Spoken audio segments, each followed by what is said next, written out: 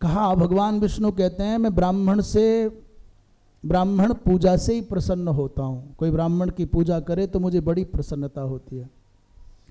यदि वो छोटा है तो बामन मान करके प्रणाम कर लो, थोड़ा क्रोधी है तो नृसिंह मान करके प्रणाम कर लो, तो मैं बहुत प्रसन्न हो जाता हूँ। यदि कोई पारिवारिक है, बहुत बड़ा परिवार है, तो खिल्ली मत उड़ाओ, भगवान कृष्ण मान करके प्रणाम कर लो।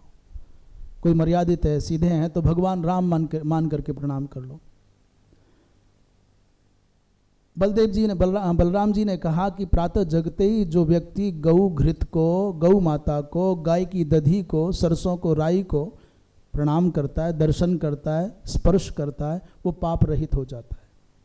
सवेरे सवेरे गौ दर्शन हो जाए तो गौ घर के आंगन में होगी तब न दर्शन होगा, गौ दरवाजे पर होगी तब न दर्शन होगा। तो गौ दर्शन हो जाए, गौ माता का विशुद्ध घी का दर्शन हो जाए, गौ दधी का दर्शन हो जाए, तो मैं बहुत प्रसन्न होता हूँ। देवताओं ने कहा कि ताम्र के पात्र में जल लेकर के व्रत का संकल्प करे, सूर्य को अर्घ्य दे, पितरों का तर्पण भी उससे करे, तो इससे भी पाप कट जाते हैं। धर्म ने कहा कि सेवावृत्ति, जो श्रेष्ठ ब्राह्मण हैं, पितर देव अग्नि, यदि आप चाहते हो कि पितर देव अग्नि और अतिथि ये प्रसन्न रहें तो क्या करना चाहिए? बोले कभी भी घर में आए हुए अतिथि को निराश नहीं लौटाना चाहिए। यदि आपने निराश लौटा दिया तो आपको स्त्री को मारने का, गाय को मारने का, ब्राह्मण को मारने का और कृतघ्न होने का पाप लगता है। आपके घर से अग्नि, देवता और पितर खाली लौट जाते हैं दुखी होकर के। इसलिए किसी भी अवस्था में अतिथि का अनादर न करे। अग्नि ने कहा कि वो प्राणी अभागा है जो अग्नि को, गाय को और ब्राह्मण को पैर से ठोकर मारता है, पैर लगाता है।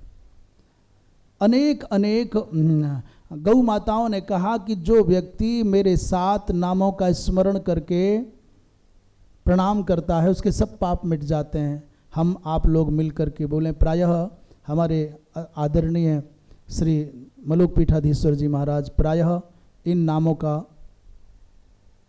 बड़ी श्रद्धा से स्मरण करते हैं और सबसे कराते हैं। आप सभी हम लोग भी मिल के कर लें। महाभारत में श्री बहुलायै नमः,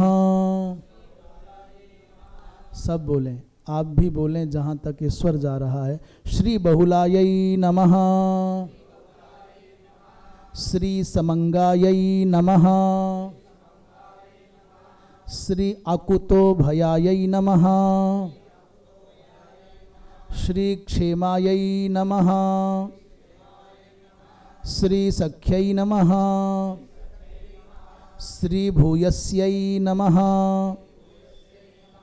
श्री सर्वसहायै नमः। इस प्रकार गौ माता को प्रणाम करने से दोष कट जाते हैं। अलग अलग ऋषियों ने अलग अलग भावों को व्यक्त करते हुए एक बहुत प्यारा और उपाय बताया। गौ माता के सींग पर कुसा मिश्रित जल डालें, पर ध्यान रखना गौ माता सीधी हो, कभी पुण्य कमाने के चक्कर में और मुश्किल में पड़ जाओ। हाँ, सीधी गौ माता हो तो गौ माता के सींग पर कुसा मिश्रित जल डालें और उस सींग से गिरे हुए जल को अपने सिर पर धारण कर लें तो समस्त तीर्थों में स्नान करने के बराबर पुण्य मिल जाता है।